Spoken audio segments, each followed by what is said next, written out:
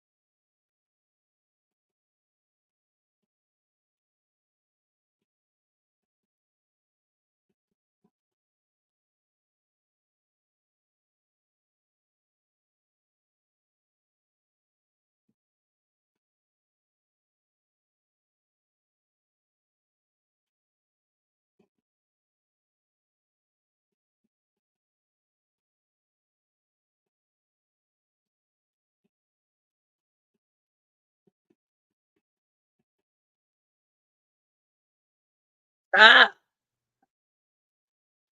Stop, squirrel.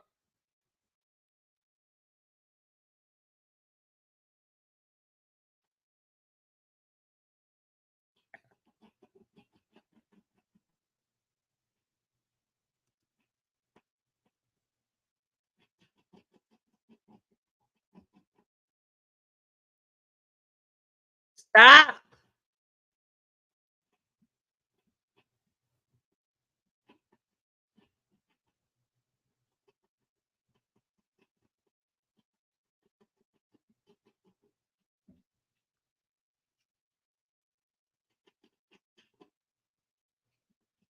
Take care of Maya trial, day 16.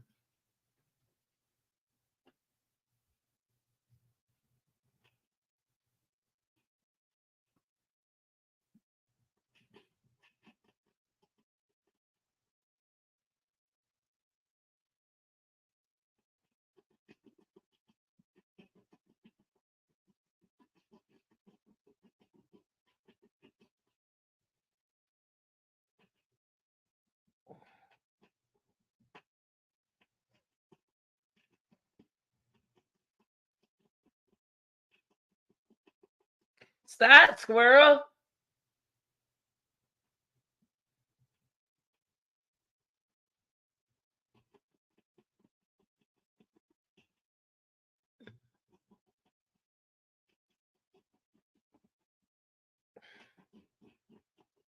We got to get our foot there. Stop it, squirrel.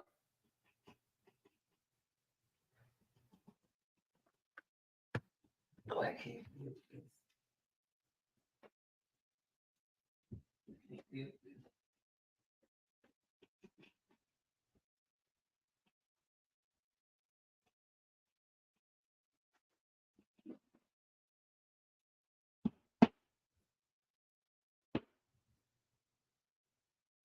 Stop it.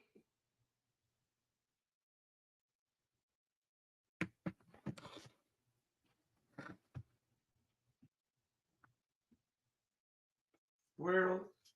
I'm gonna make Campbell come up here and get you. Stop, squirrel.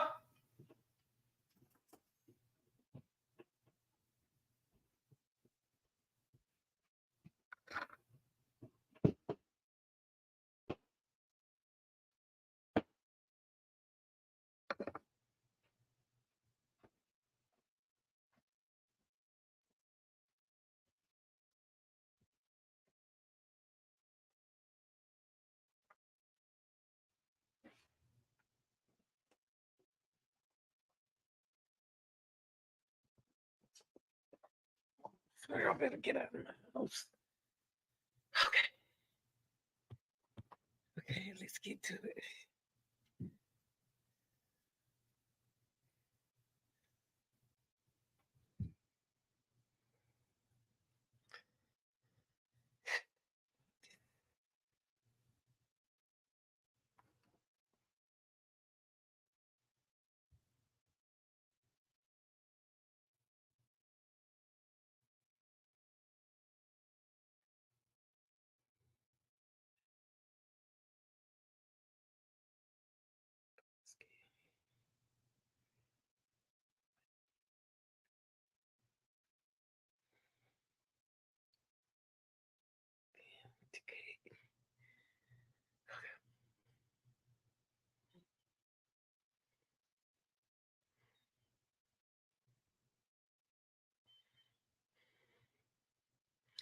Hey y'all. I'm back, y'all. I didn't know I was live. I apologize. Everything happened so quick. The squirrel was looking on my nerve. Okay, y'all, we're gonna talk about I tell you what, we're gonna go ahead on and get into it and then I'll come back to what I got to say. This is a little bit different because what you have are telegraph punches.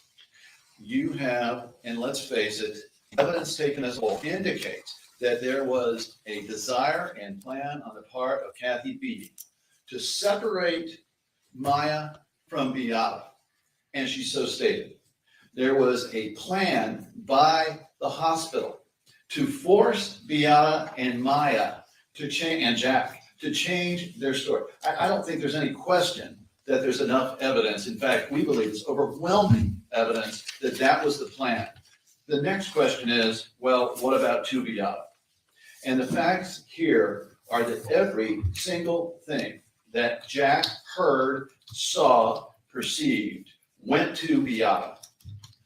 And so we argue that this was the intent of the hospital. And this is what's so horrible about all this. This was separation of mother from child with knowledge by both and without the ability to combat it. Okay, I'm just gonna say this a little bit right here.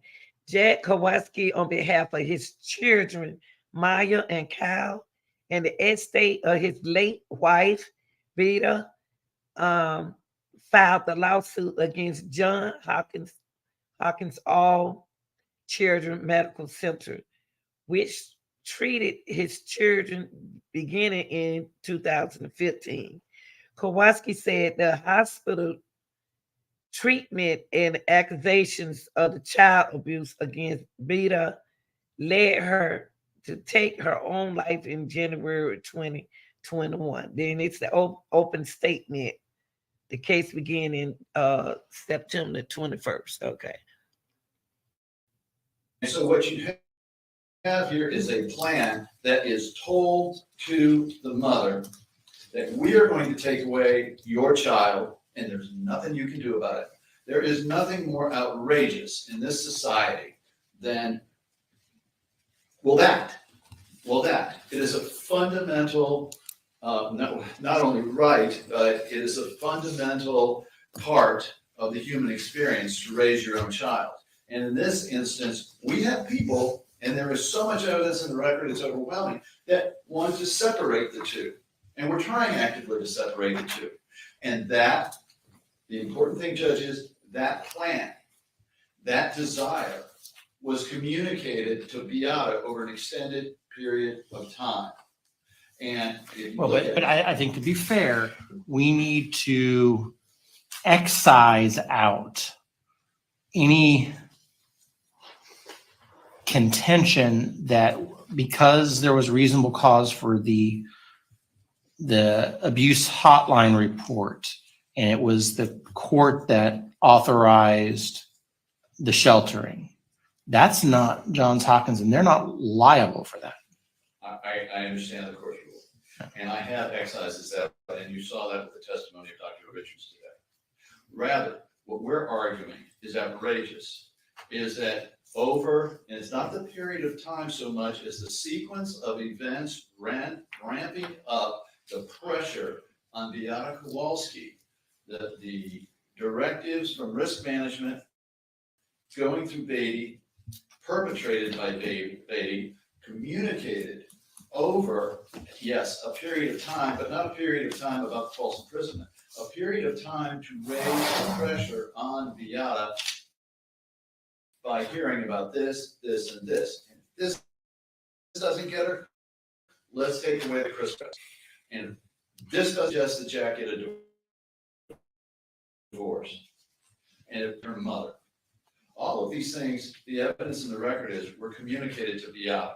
And so I asked the court to look at the series of events, not from the time, but from the ramp up, the steady ramp up of pressure on this mother, knowing that her hands were tied until, and this has always been our position here, that they intended some reaction out of BEATA that would add to their story or serve as the end point to their story. See, BEATA acted criminally and came in and tried to steal her child back, or see, BEATA was out in front pounding on the window, or any other outrageous act on the part of BEATA that would confirm their theory that BEATA was crazy, had Munchausen by proxy, and was just afraid of getting caught. I don't know what the bizarre idea ultimately behind that part is, but I do know that these were doctors,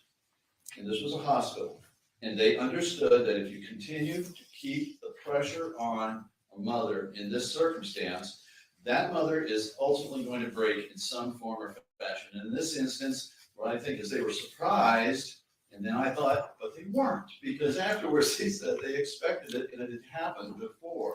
So to our point, Judge, the real outrageousness of this is the systematic nature of the actions against BEATA through this. And everything, every contact that she had and everything she learned reinforced that there was a plan to take her daughter away. And that is outrageous in our society. Your Honor, if I could I tag team in for just one moment to finish up on this? And this is why I know. said my precatory comments about this, because I want to be able to get through at least one of these motions before we have to leave today. Yep.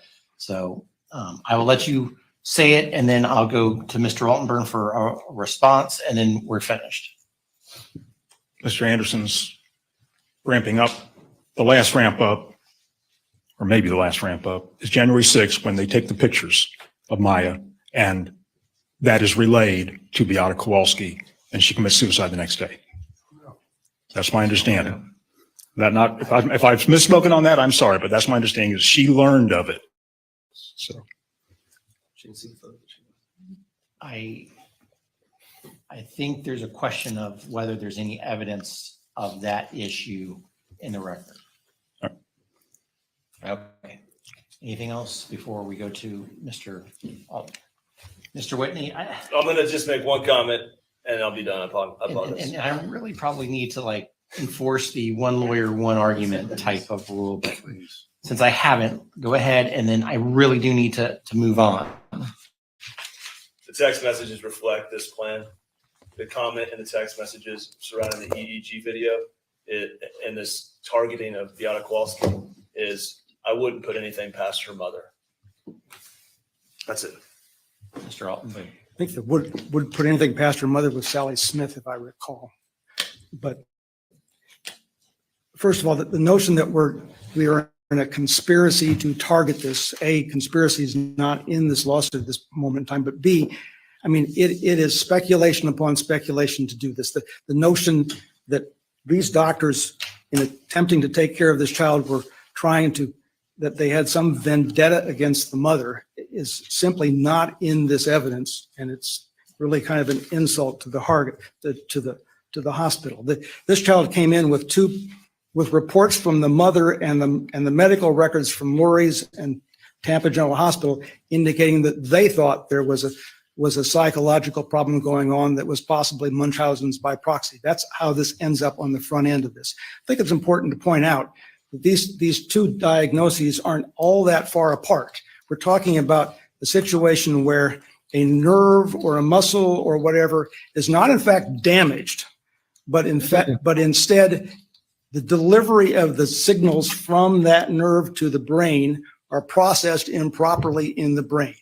The CPRS people believe it's this glial cell ops situation, and the people who think that this is a factitious disorder believe that it's done through a psychological process. But nobody's claiming that Maya is faking it that she's making it up. It's that psychologically in her brain, however her brain works, one way or the other, there's something going on that's not real in her legs. It's a diagnosis issue. Maybe the diagnosis was for one or the other is different, but you've heard the testimony from all of the experts that the treatment for these things is physical therapy, occupational therapy, cognitive therapy, and if all that doesn't work as the last resort, you might consider ketamine. So in terms of us having a vendetta against this woman, the truth is we're simply trying to get a treatment package for her daughter that works. It's the court that has separated them from us, and that is just a problem that is very hard for us to deal with. Now, as far as the lesions are concerned, yes, there's a disagreement between the doctors, and you can see it in the medical records as to whether or not we think the little red dots and the little scratches that you've seen are actually things that are consistent with CRPS as compared to something else. That's a medical fight, but that's certainly not something that arises to the level of outrageous conduct. And finally, on the issue of direct or indirect, virtually all intentional torts are things that are done toward a person. The notion that we will have a tort of this sort that is done because of things that are done in the hospital that her husband takes home, that some of which we probably know, but certainly not all of which we know is going home to mother, is simply not enough for this tort. I could say more, but we're going to run out of time. So unless you have more questions, I'm going to move on. I do, and let me see if I can articulate it. Obviously, the conduct has to be so outrageous. Yeah. To me, not giving somebody a Christmas dress might be in bad form, but that by itself isn't outrageous. But given the standard I have to apply on direct and indirect, which means I have to take, all the facts that are here in the light most favorable to the defense. What about the argument that we see a series of events that arguably are directed to BEATA Kowalski, that evidence and intent to maliciously prevent and drive some type of wedge between mom and daughter?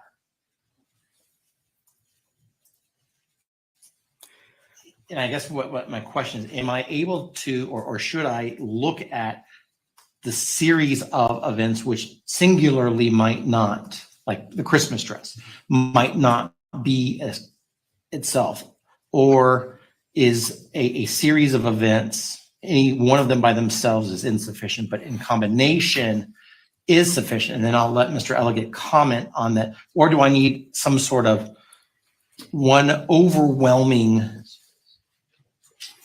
direct conduct towards BEATA, which is necessary to show outrage? I don't think that the law requires one overwhelming specific incident. It can be things over a duration, but when you look at these things, as you say, that there are a number of things they complain about, like the dress and rudeness on the phone call and whatnot, that don't really accumulate much in this situation, and to claim that those things were done by the hospital because the hospital had some malicious plan to take this child from the parents. The decision whether the child was going to be taken from the parents was going to be made by a court in February based on evidence about medical child abuse. It had nothing to do with what the hospital was going to do in the interim. I don't see why they would even have thought they should have this kind of conspiracy. But moreover, the things you look at, we put her in an EEG room trying to videotape to see whether her conduct would be consistent or not with CRPS over a 48-hour period.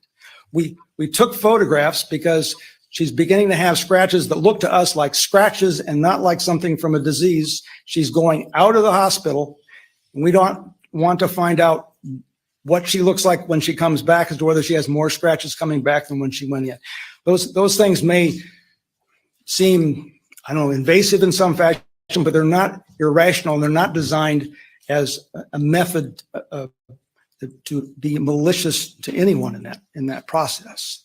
So, I mean, by that point in time, there are lawyers everywhere in this thing, and the hospital is just as concerned about this as the family is. And that process in the court is the overwhelming pressure on everyone in this case. So I submit to you that simply when you start with intentional infliction of emotional distress, it is not there. And that certainly when you jump to suicide, a suicide that takes place under these facts, when nothing particular happens in the hospital she knows about in the last 72 hours, and everything particular happens in the court after 100 days there, this can't be a case where we jump from intentional infliction to a suicide caused by that. There should be a directed verdict on both of those counts. Mr. Ellicott, did you want to respond to the question I asked Mr. Altmer, and then we'll move on after that? Yes, Your Honor, I agree. It does not have to be a single incident. This is a series of incidents. It starts, as my colleague said, with the threat to arrest her at the very beginning, and it ramps up and up and up. They take away the toilet, move it from her. I mean, all these things. And again, the parents heard about it. The text message after the fact says predicts this was going to be a suicide. It's going to happen. I mean, this is a course, it doesn't have to be a conspiracy. They don't have to conspire to do it, but they did it. And it wasn't just the doctors, it was the staff. Thank you. I'm going to take the directed verdict motion with respect to counts 21A and B under advisement. Mr. Alton, bring your next one, please. The next would be count 21C, which is the same count for Maya Kowalski. So for the clerk, the first one was on 21A and B. This one's on 21C. And 21C. This count is obviously different because Maya is in the hospital, and there are things that happen direct to her. And as you've noticed, a number of those things may rise to levels of rudeness and the like, but maybe not to extreme and outrageous conduct. The thing I'd like to really emphasize to you is that when the allegations in paragraphs 239 to 240 of the Eighth Amendment complaint are allegations where they go through and say, well, she was battered when she was in the hospital, and she was falsely imprisoned in the EEG room.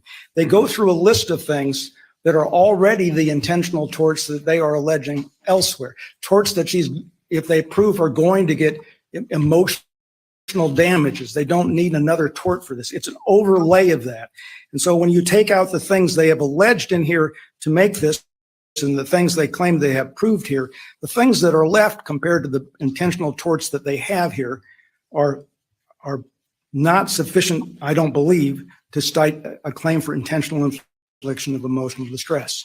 And at a minimum, if this goes to the jury, they need to be instructed that not only do the damages are not duplicative, I think the damages for the intentional torts they have alleged and this are essentially the same damages. So I don't believe that this count needs to go to the jury. I think it should have a directed verdict.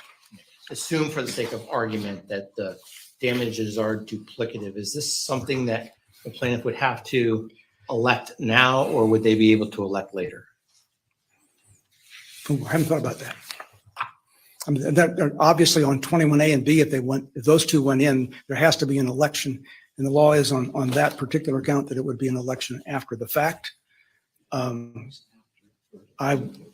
I was frankly envisioning something, if we had to do this, that would just tell them they couldn't duplicate over and over and over again, by the way, this verdict form.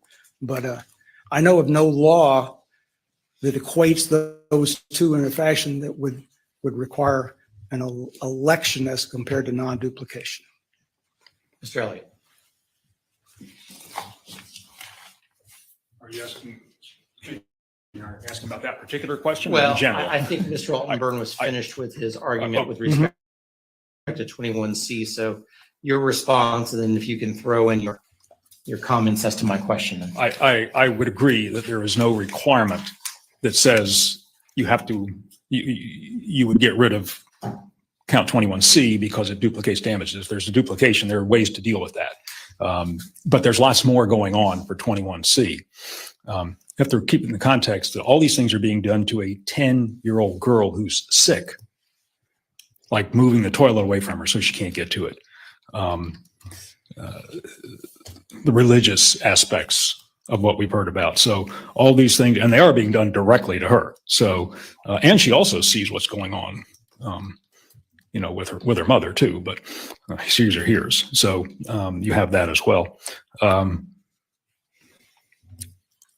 Again, unless you want to hear more, I think you already know the facts, you know what's going on. I mean, there's plenty here in my view.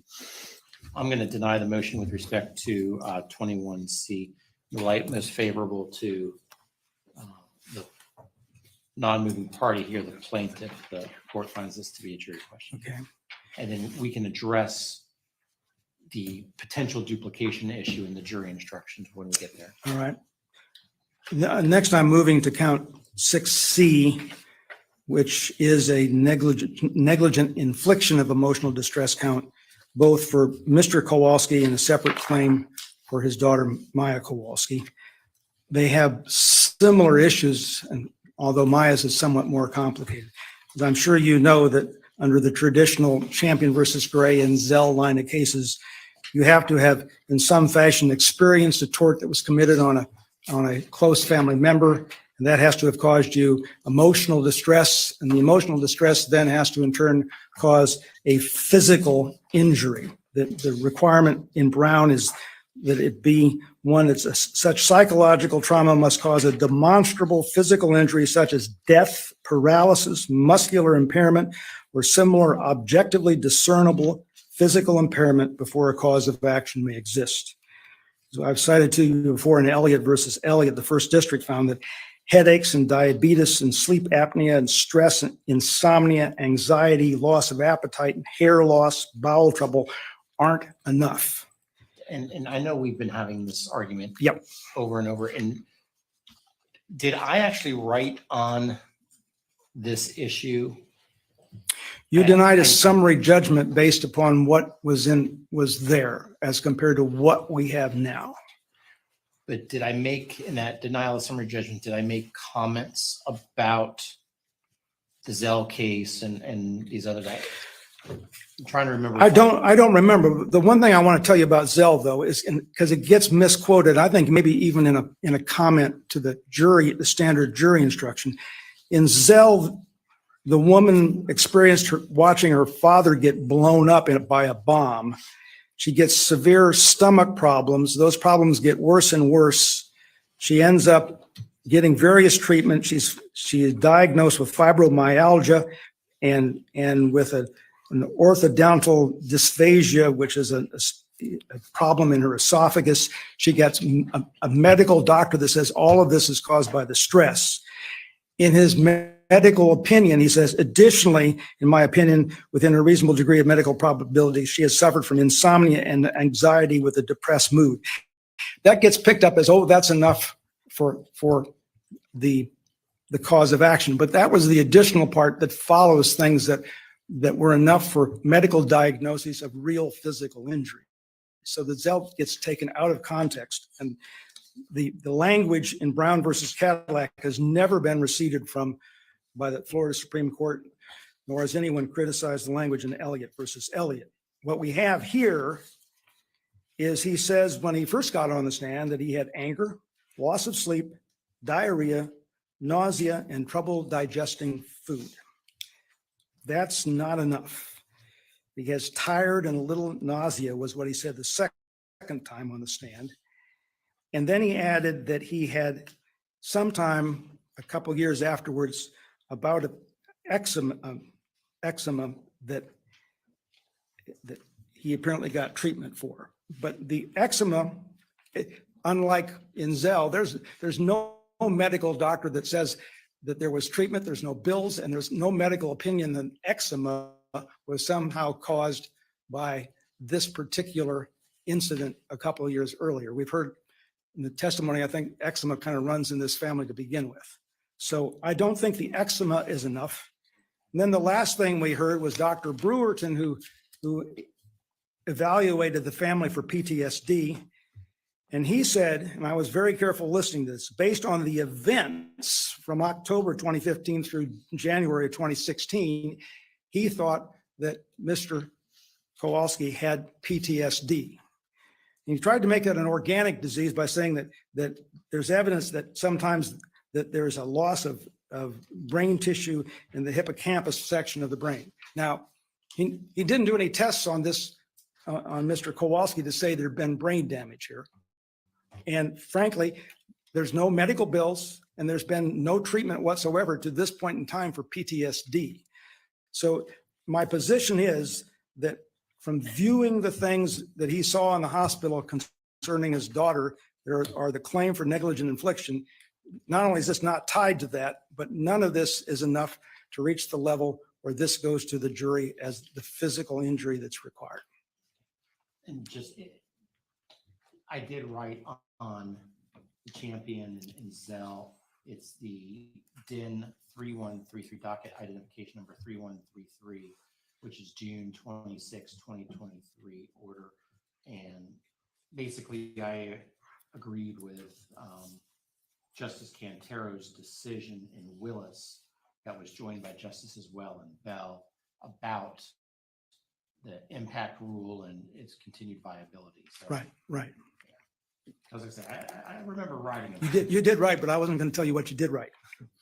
Jumping quickly to Maya, by the way, she has the first threshold that what's the underlying negligent act she viewed. There's no negligent claim for the mother. The jury instructions they proposed are the negligent treatment of the parents in the hospital, but there's no jury that has made or will make a finding on that. So I don't think she has the predicate to begin with. But then I listened very carefully to her testimony sitting here, and she talks about all the problems she's had with the CPRS, but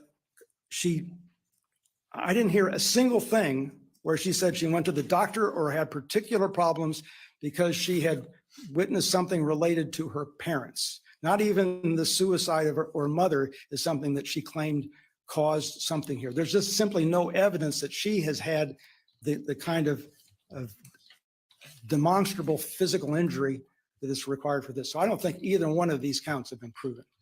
We get a directed verdict on both of these. Thank you, Mr. Altenburn. Mr. Elegant.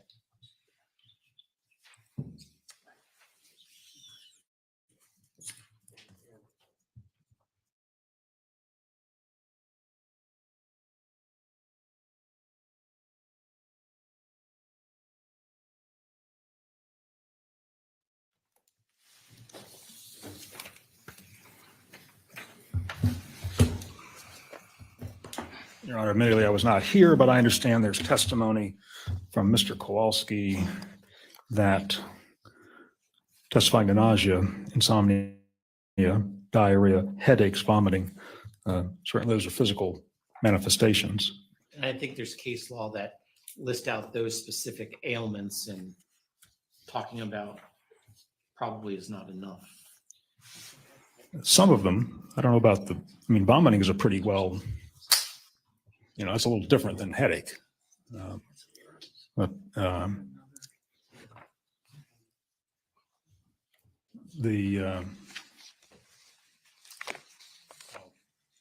me go on to mine and I'll come back and let my more knowledgeable factual counsel help with that. But on Maya's, and we have, we'll be talking your instructions with you in a bit, but the case law refers to a person hearing. You don't just have to see it.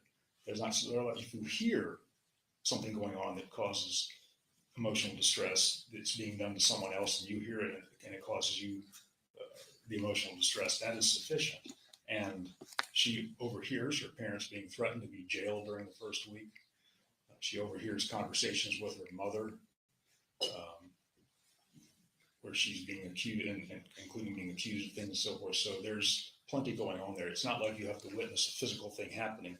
Mr. Kowalski certainly witnessed plenty. I mean, he had to clean up after his daughter when they moved they fix it so she can't get to the bathroom. So, he clearly has that. And I don't think we heard that argument, but hearing it is sufficient for Maya's situation. Oh, do you want to? So this is the plaintiff's opportunity to Yeah. say whatever they want to say as it relates to this motion.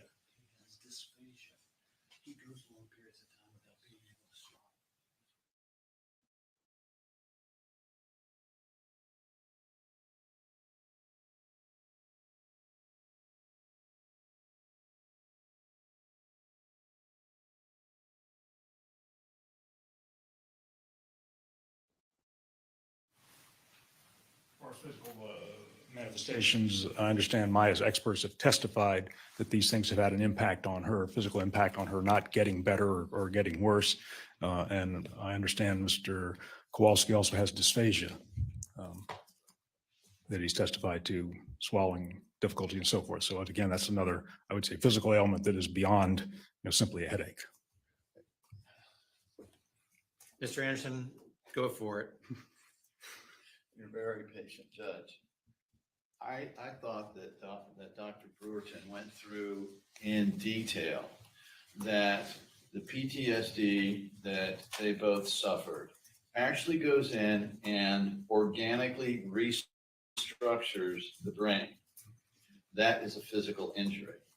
Now, the cause is the PTSD, but I think he testified that the latest data on that indicates that the brain itself goes through a process and rewires itself to keep it in, to keep these physiological reactions going. That rewiring is a physiological change, and that occurred with both Maya and with Jack. And Dr. Brewerton was very, very clear about that, and that this was related to the what happened to them. So I'd ask the court to take that into account. We now know more about PTSD and the fact that it has a physiological component.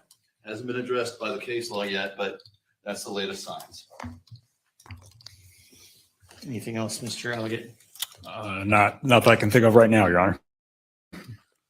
And Mr. Altenberg on last word. Very briefly, again, this is an account for having viewed a negligent act. They've tried to bring in other intentional acts that's never really been alleged, but even if it were alleged, again, the testimony from the experts has been about this whole range of things that goes from A to Z and not the things that happen just in the hospital. And B, that while the theory is that it causes this restructuring in the brain, there's absolutely no evidence that any doctor has ever found that whatsoever in these two people. They haven't even really been treated for this disease in the, what has it been, 6 years since this event took place. So there is no evidence in this case to present to the jury that there's a physical impairment that's been diagnosed by our doctor or treated, and there is not enough to go to a jury. Yeah, I'm going to take the directed verdict motion with respect to count 6C under advisement. And Madam Court Reporter, I'm going to want the entirety of the arguments on directed verdict starting at 3 o'clock today till the time we finish. I'm going to want a transcript of them. When I say as soon as possible, hopefully tomorrow or maybe Wednesday, if possible. Okay, Mr. Altenburn, you have the floor for the next. Yeah, I'm jumping to count 18, which is fraudulent billing. Technically, the count is alleged for all plaintiffs, but I think maybe they really think it's only a count for Mr. Kowalski at this point in time. I don't know that it makes really that much difference. This is a count for intentional fraud. Does not account for negligent misrepresentation or anything else. So they are alleging right out of the standard jury instructions that the issues for you to decide are whether John Hopkins made a false statement concerning a material fact in the bills to the Kowalski'S and their insurance companies, and whether John Hopkins knew the statement was false when it made it, whether John Hopkins intended that another would rely upon the false statement, and whether they relied, and whether either the Kowalski'S or the insurance company relied on the false statement. And I guess we didn't stipulate on detriment, so whether that caused a detriment to these people. So the evidence you've heard, well, let's start with the basics. Nobody from the billing department at John Hopkins has been called. Bills have just been put into evidence with a number on it, along with a list of other things. And no one from Aetna has been called to say that they thought there was any problem with these billings the way they were done.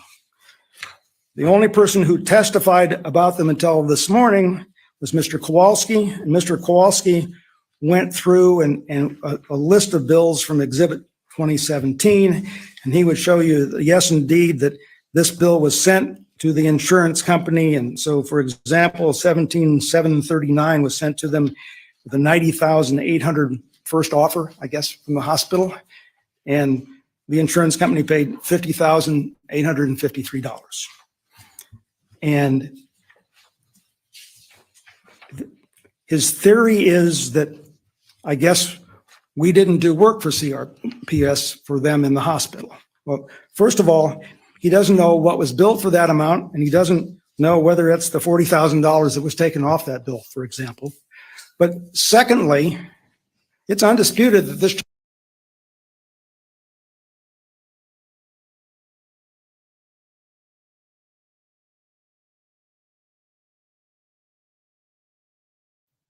Sorry, I was on mute, but I got to stop it right here. I'm at 58 minutes. So I will start a new tape because I need to find out